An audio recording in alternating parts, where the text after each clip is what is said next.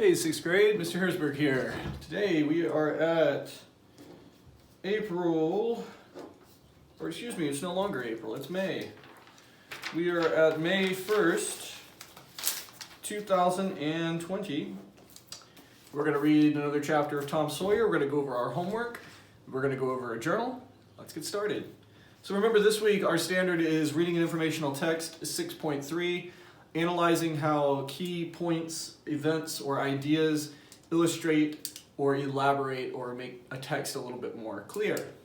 For example, how to examples, personal stories, or other text features like graphs, charts, and pictures help you understand a topic.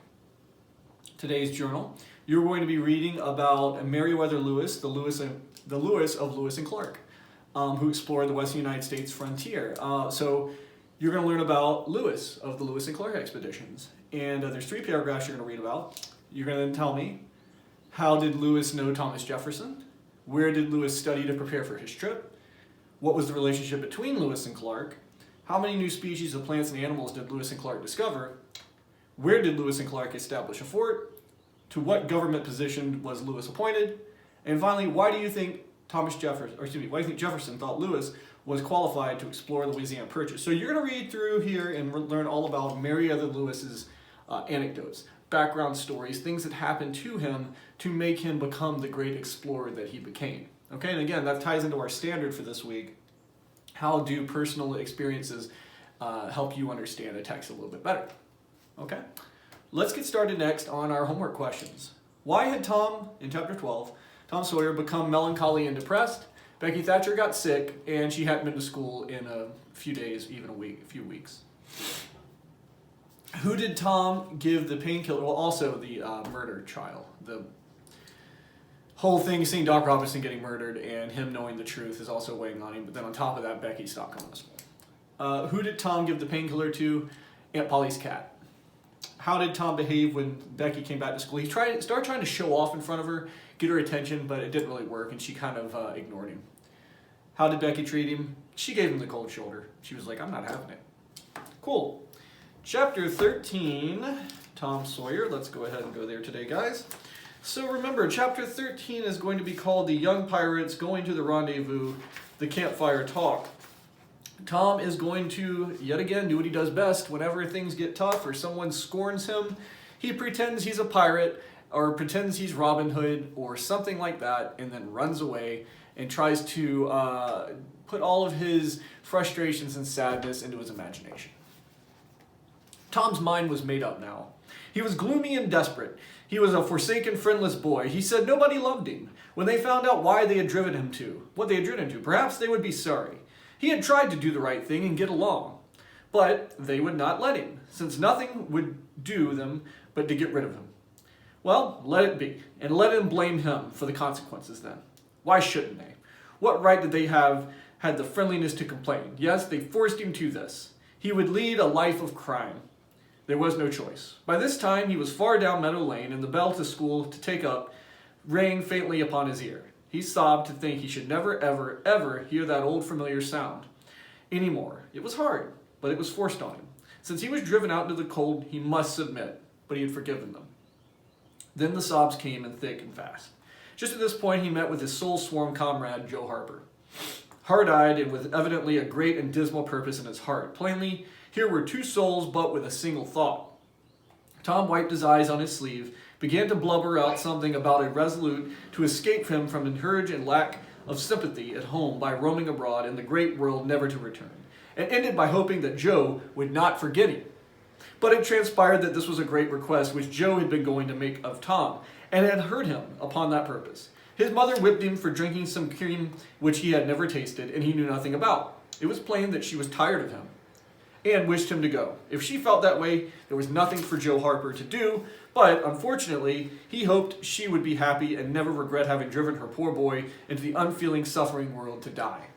As the 2 boys walked along, they made a new compact, to stand by one another and be brothers, and never separate till death relieved them of their troubles. They then began to lay their plans. Joe was being a hermit and living on a crust in a remote cave and dying sometime of cold and want of grief. But after listening to Tom, he conceded that there were conspicuous advantages about a life of crime, and so he conspired to be a pirate. 3 miles below St. Petersburg, Missouri, in a town where the Mississippi River was a trifle over a mile wide, there was a long, narrow, wooded island, with a shallow inn bar at the head of it, and this offered a well rendezvous. It was not inhabited. It lay forward in the further shore, abreast of a dense and almost wholly undeveloped forest. So, Jackson's Island, then, Jackson's Island was chosen, where to be the subjects of their piracies, was a matter that did not occur to them. Then they hunted up Huckleberry Finn, and he joined them promptly, for all careers were one on him. He was indifferent. They presently separated to meet at a lonely spot on the river, where 2 miles above the village at the favorite hour, which was now midnight, there was a small log raft which would meet to capture. Each would bring hooks and lines and such provisions that he could steal in the most dark and mysterious way, as they became outlaws. And before the afternoon was done, they had managed to enjoy the sweet glory of spreading the fact that pretty soon the town would hear something. All was this vague hint was cautioned to be mum and just wait. Around midnight, Tom arrived with a boiled ham and a few trifles and stopped in a dense undergrowth of small overlooking the meeting place. It was a starlight night. The mighty river lay at an ocean's rest. Tom listened for a moment, but the sound disturbed the quiet. He gave a low, distant whistle. It was answered from under the bluff. Tom whistled twice more. The signals were answered the same way. Then a guarded voice said, "Arr, who goes there?" "'Tis Tom Sawyer, the Black Avenger of the Spanish Main. Name your names." "I am Huck Finn the Red-Handed, and this is Joe Harper, the Terror of the Seas." Tom furnished these trifles from his favorite literature. "'Tis well, give the countersign." 2 hoarse whispers delivered the same awful word simultaneously to the brooding night. "Blood." Then tumbled his ham in the bluff and himself after it, tearing both skin and clothes to some extent in the effort. There was an easy, comfortable path along the shore to the bluff, but it lacked the advantages of difficulty and danger so valued by a pirate.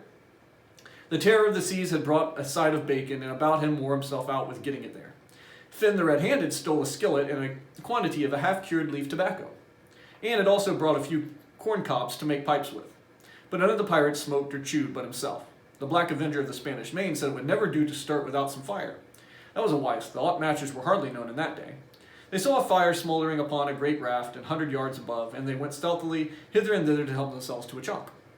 They made an imposing adventure of it, to saying heist every now and then, and suddenly halting with finger on lip, moving on imaginary dagger hilts, and giving orders to dismal whispers that if the foe stirred, to let him have it to the hilt, because dead men tell no tales.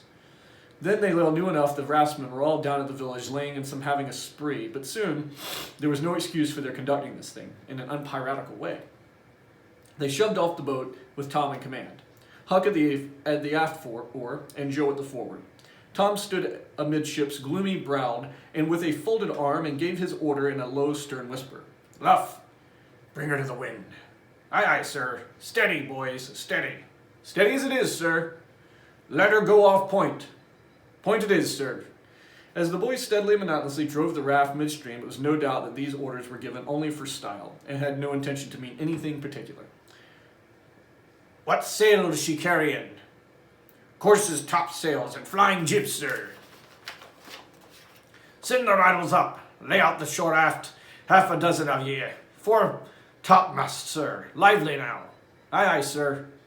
"Shake out the mantarlungs. Sheets and braces now, my hearties." "Aye, aye, sir." "Helm a lee, hard a port. Stand by to meet her when she comes. Port now, men, port. With a wheel, steady." "Steady it is, sir." The raft then drew beyond the middle of the river. The boys pointed her head right and then lay their oars. The river was not high, so there was no more than a 2 or 3 mile current. Hardly a word was said during the next quarter of an hour. The raft was passing before the distant town. 2 or 3 glimmering lights where it lay peacefully sleeping beyond the vast sweeping star gleamed unconscious the tremendous event happening. Tom, the Black Avenger, stood with his folded arms, looking his last upon the scene of his former joys, sufferings, and wishing she could have seen him now. Of course, Becky, he means she, going to his doom with some grim smile on his lips. It was but a small strain on the boy's imagination to remove Jackson's Island beyond earshot of the village, and so looked at his last with a broken and satisfied heart. The other pirates were looking their last too. They all looked so that they could near letting the current differ out of the ridge of the island, but they soon discovered the danger in time, and made shift to avert it. Around 2 a.m., the raft grounded on the bar 100 yards above the head of the island, and they waded back and forth until they landed at their freight.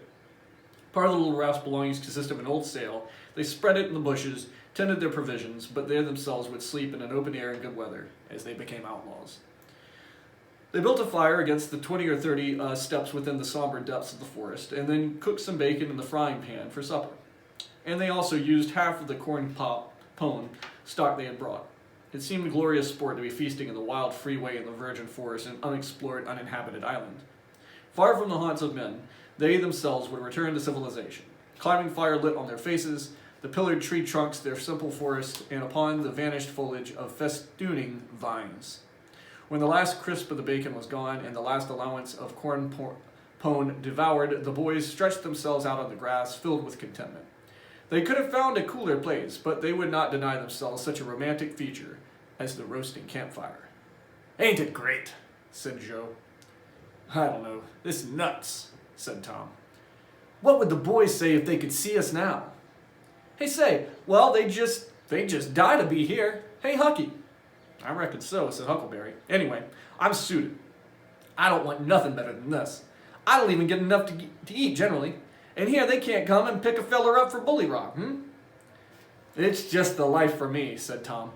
"You don't have to get up in the mornings, you don't have to go to school, or wash, and all that blame foolishness. You see, a pirate don't have to do anything. Hey, Joe, when he's ashore, but a hermit, he has to be praying considerable. And then he don't have any fun anyway, all by himself that way." "Oh, yeah, it's so," said Joe. "But I hadn't thought much about this, I'd rather be a pirate now that I've tried it."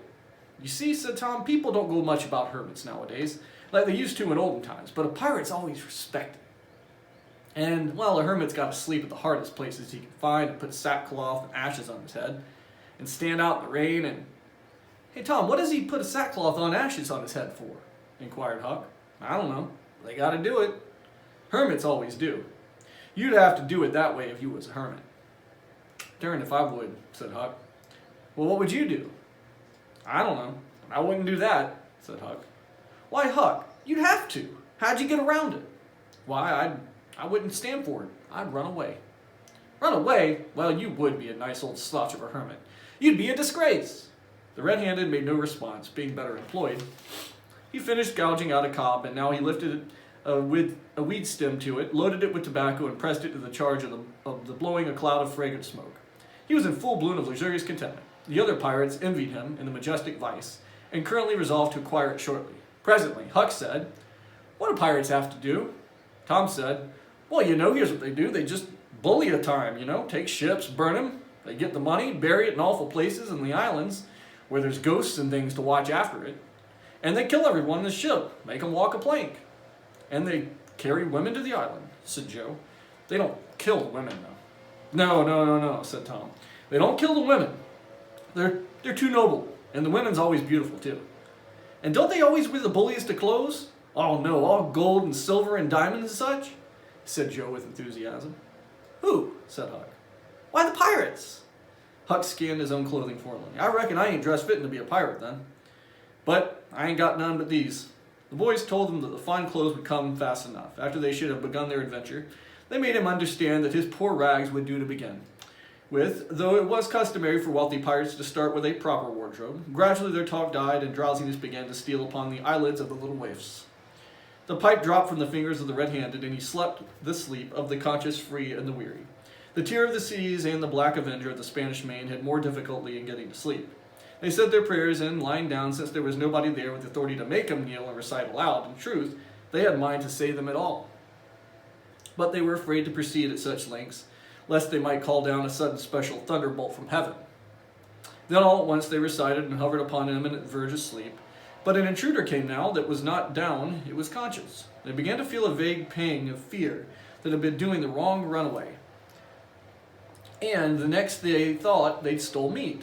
And then the real torture came. They tried to argue it by reminding conscience that they had purloined sweetmeats and apple scorns of time. But conscience was not appeased by such plausibilities. It seemed to them in the end that there was no getting around the stubborn fact that taking sweetmeats was only hooking, while taking bacon and hams with such valuables was stealing. And then there was a command against that in the Bible. So they inwardly resolved that so long as they remained in this pirate business, the pirates should not be able to be sullied with the crime of stealing, and then Conscious granted a truce, and 3 curiously incontinent pirates fell peacefully to sleep. So I'm going to stop there. So Tom and Huck and Joe are pirates now. They're out on Jackson's Island, an island out in the middle of the Mississippi near St. Petersburg. And they're promised that they're never going to go back home, and they're just going to live off of what they've got. As usual, we'll see what really happens. If you guys have any questions, you know what to do. I will be at the Google Meet from 1 to 1:30. See you guys later.